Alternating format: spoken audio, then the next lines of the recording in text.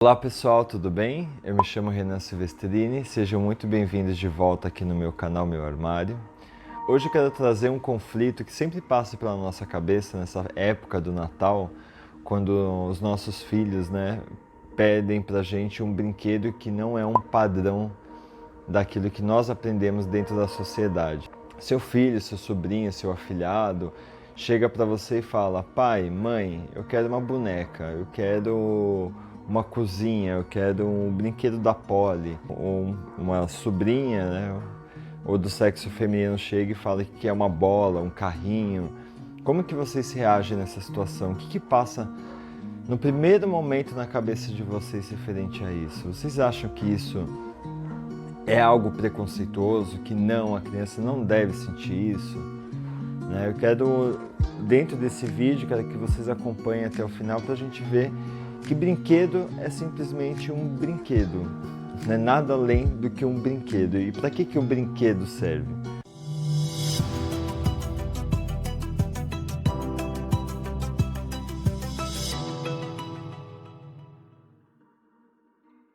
E é extremamente normal a gente sentir esse susto, Nossa, e agora, Porque vai contra, tudo que literalmente a gente construiu, dentro da nossa cabeça, A primeira coisa que provavelmente vem na nossa cabeça é a sexualidade. Se meu filho quer uma boneca, é porque ele tem tendências homoafetivas.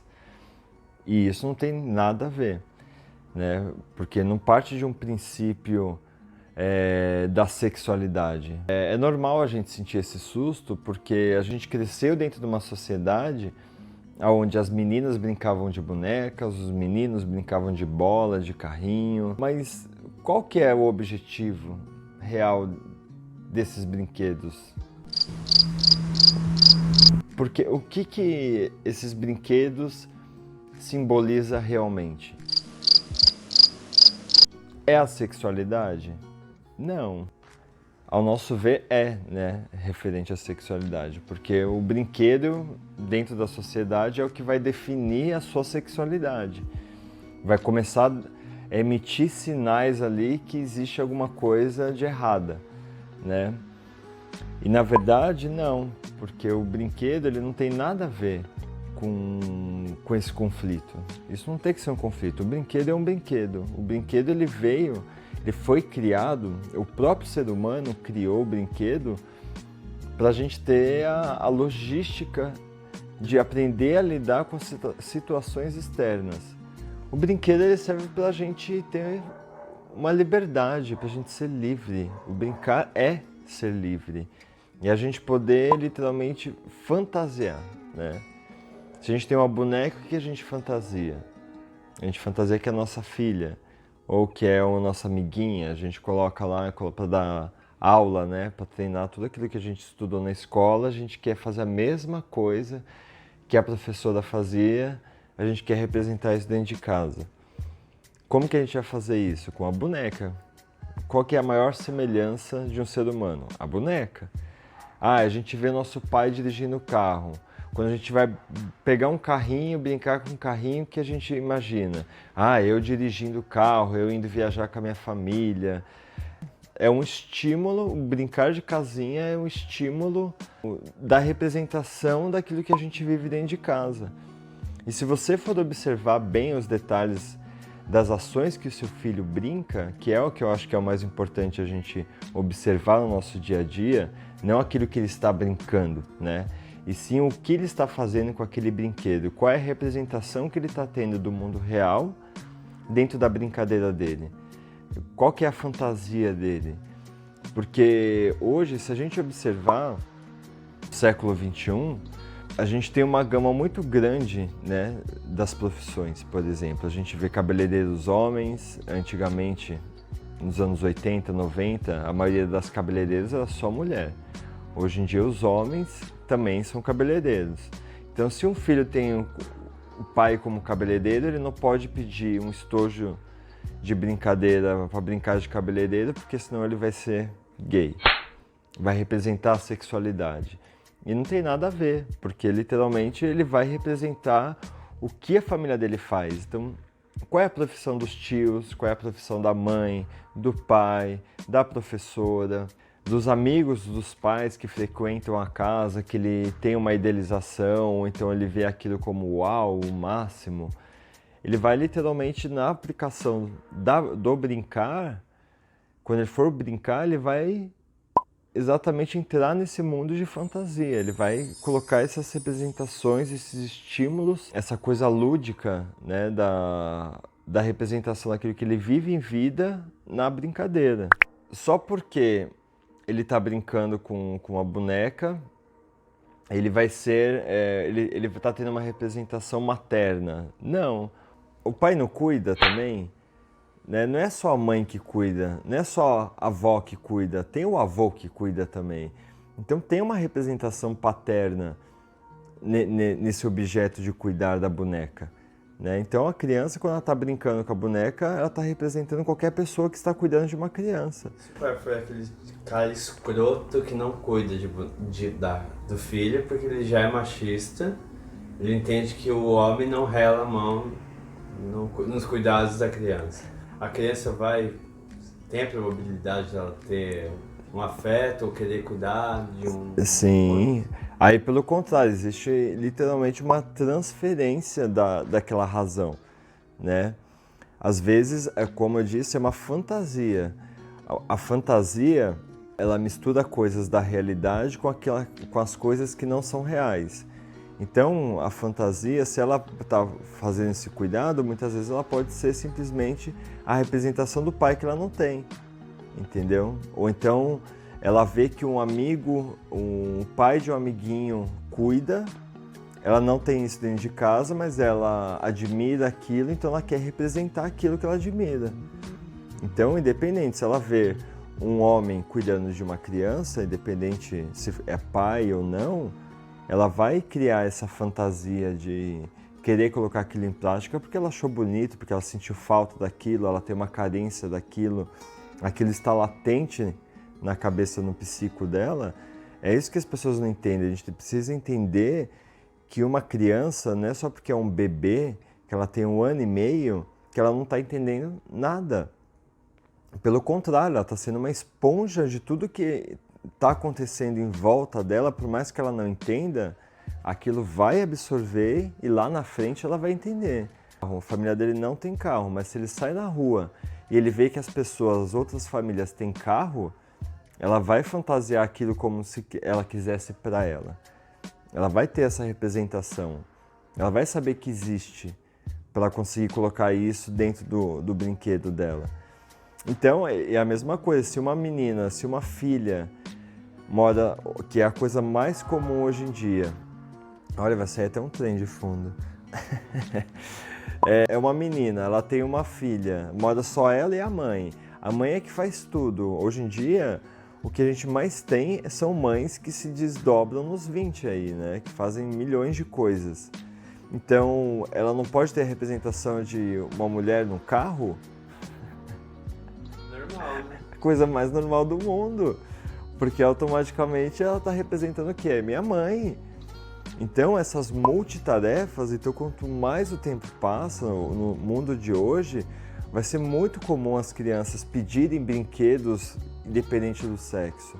Porque antigamente, se a gente for voltar lá nos anos 80, onde os brinquedos, né, brinquedos de ferramentas são para meninos. Hoje em dia, quantas meninas moram sozinhas e precisam desse trabalho doméstico? Se elas pudessem ter aprendido lá atrás a brincar daquilo, hoje em dia ela teria um raciocínio lógico para aplicar aquilo no dia a dia dela. Literalmente, os homens são preparados para coisas lógicas, para serem inteligentes, para serem heróis, para serem fortes, para serem o Mega Blaster. E as mulheres em serviços domésticos, as mulheres em serviços de cabeleireiro.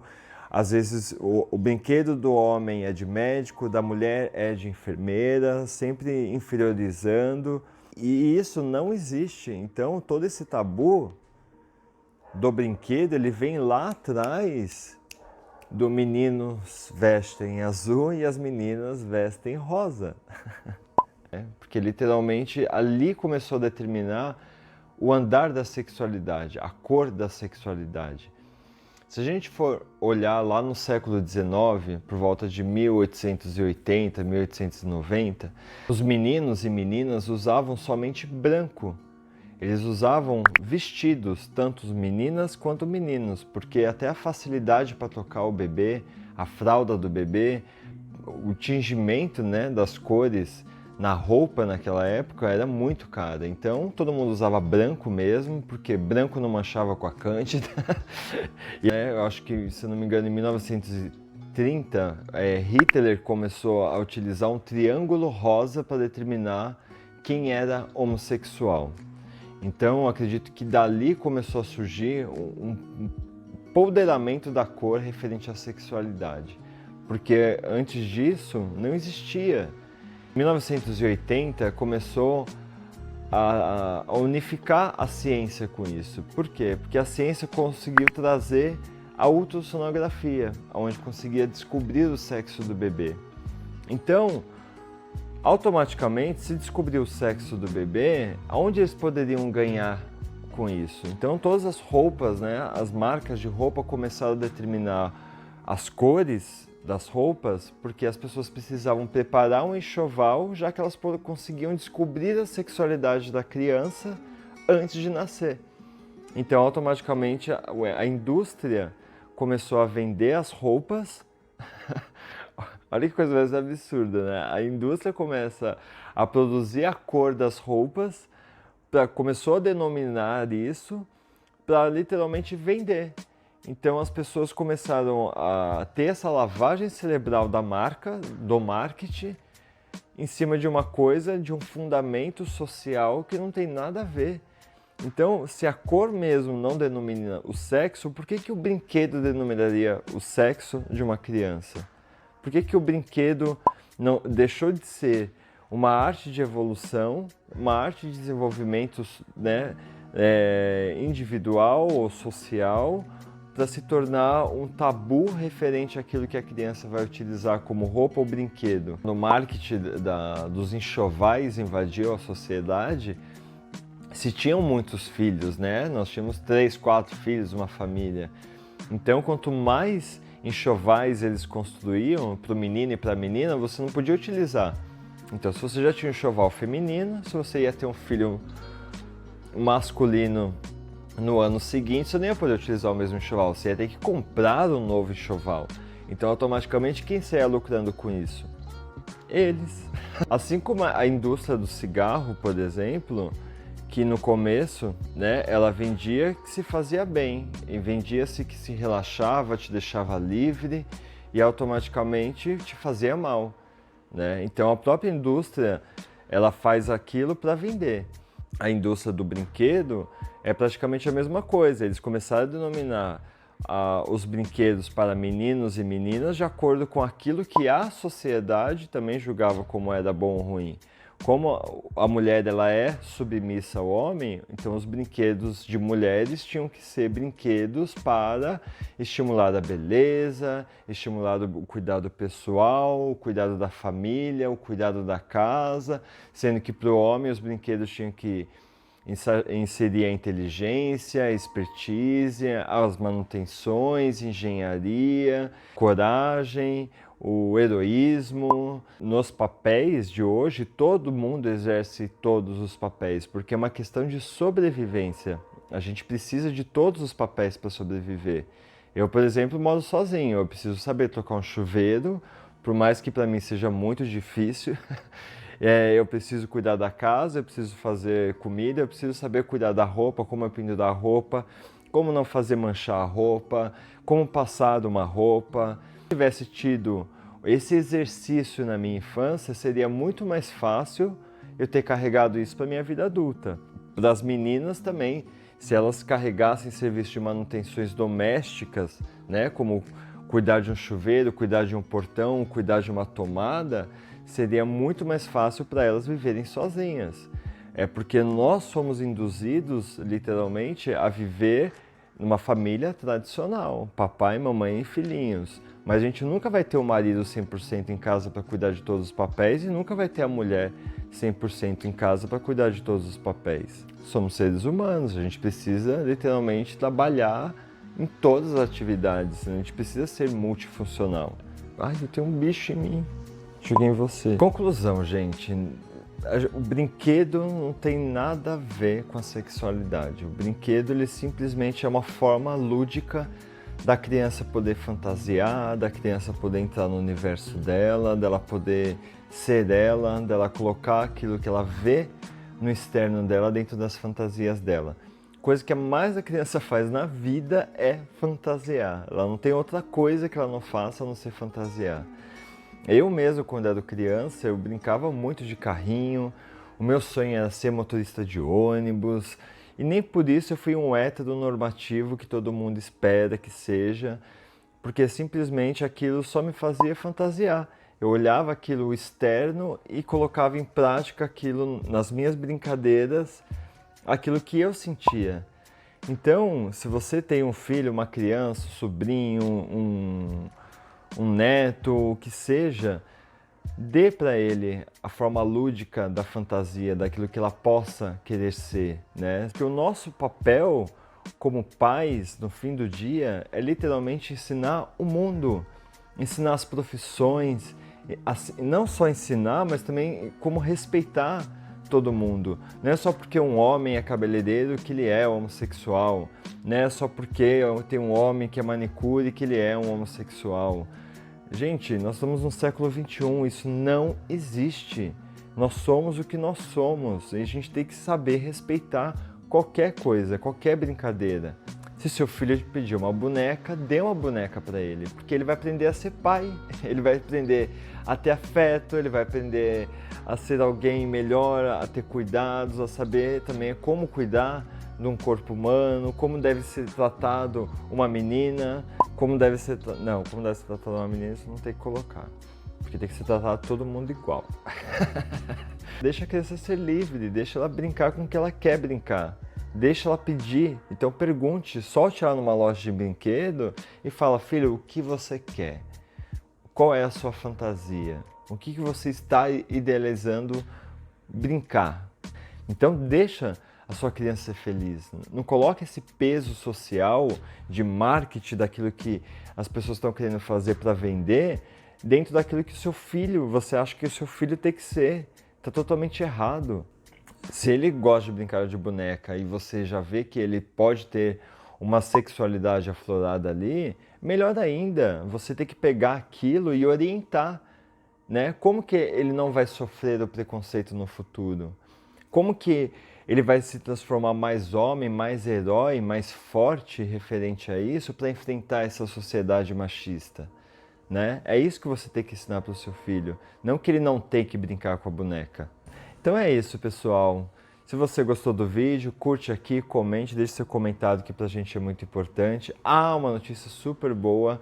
A partir dessa semana a gente tem um podcast lá no Spotify. Você pode acessar o link que eu vou deixar aqui na descrição.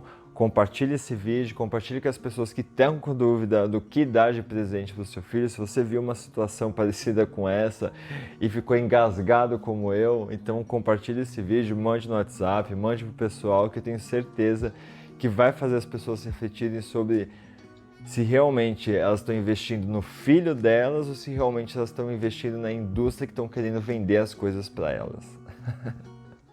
Um beijo para vocês.